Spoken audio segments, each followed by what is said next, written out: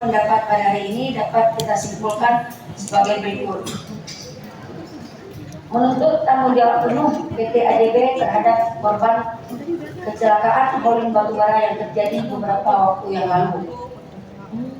DPRK Aceh Barat merekomendasikan untuk pemberhentian sementara waktu sampai dengan dipenuhinya persyaratan sebagaimana yang telah ditentukan dalam ketentuan yang berlaku.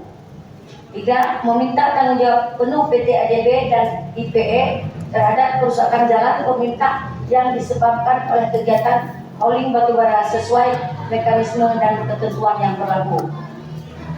Demikianlah yang dapat kami sampaikan. Atas perhatian dan kerjasamanya kami ucapkan terima kasih. Waktu karena ada agenda lain, kami persilakan pihak ADB untuk memberikan jawaban dari pihak keluarga. Baik, Ibu Ketua, terima kasih atas waktu dan